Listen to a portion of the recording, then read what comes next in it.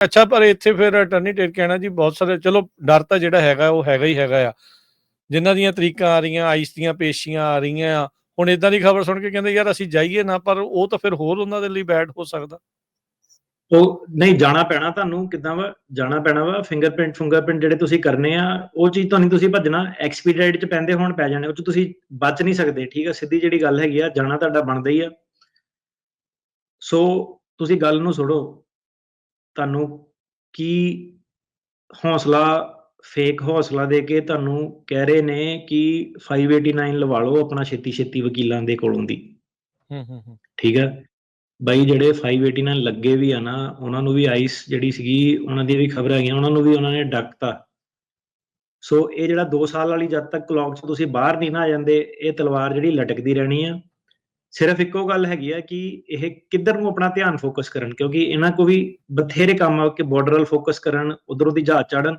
ਸਿਰਫ ਜਿਹੜੀ ਇੱਕ ਇਹ ਹੈਗੀ ਕਿ ਇਹਨਾਂ ਕੋਲ ਰਿਸੋਰਸਿਸ ਦੀ ਜਿਹੜੀ ਕਮੀ ਹੋਣੀ ਸੀਗੀ, ਉਹਦੇ ਕਰਕੇ ਜਿਹੜੇ ਬੰਦੇ, ਜਿੱਦਾਂ ਹੁਣ ਮੰਨ ਲਓ ਕਿ ਕਿਸੇ ਨੂੰ 1 ਸਾਲ ਤੇ 11 ਮਹੀਨੇ ਹੋਏ ਹਨਾ, ਤੇ ਮਹੀਨਾ ਹੋਰ ਖੜ ਕੇ ਉਹ ਬੰਦਾ ਸੇਫ ਹੋ ਜਾਂਦਾ।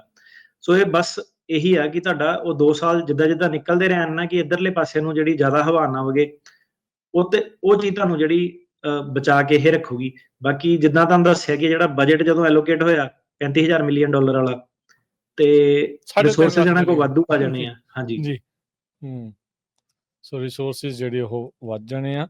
ਸੋ ਇਹ ਵੀ ਦੱਸਦੇ ਜਾਈਏ, ਬਜਟ ਅਜੇ ਸਿਰਫ ਸੈਨੇਟ ਨੇ ਕੀਤਾ, ਜੇ ਹਾਊਸ ਨੇ ਜਿਹੜਾ ਉਹ ਕਰਨਾ ਆ।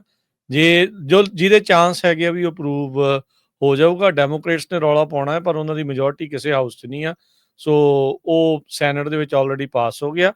ਤੇ ਜਿਹੜੀ ਚੀਜ਼ ਰੱਖੀ ਸੀ ਉਹਦੇ ਨਾਲ 33 ਜਿਹੜੀ ਉਸ ਦੇ ਵਿੱਚ ਅਮੈਂਡਮੈਂਟ ਦੇ ਨਾਲ ਉਹ ਸੈਨੇਟ 'ਚ ਪਾਸ ਹੋਇਆ। ਹੁਣ ਹਾਊਸ 'ਚ ਜਾਊਗਾ, ਜੇ ਐਜ਼ ਇਟ ਇਜ਼ ਪਾਸ ਹੋ ਗਿਆ ਤਾਂ ਫਿਰ ਜਿਹੜੇ ਟਰੰਪ ਹੁਣਾਂ ਦੇ ਪੌਂ-12 ਆ, ਉਹ ਜੋ ਆਪਣਾ ਏਜੰਡਾ ਆ ਉਸ ਨੂੰ ਪੂਰੀ ਤਰ੍ਹਾਂ ਜਿਹੜਾ ਉਹ ਅੱਗੇ ਵਧਾਉਣਗੇ।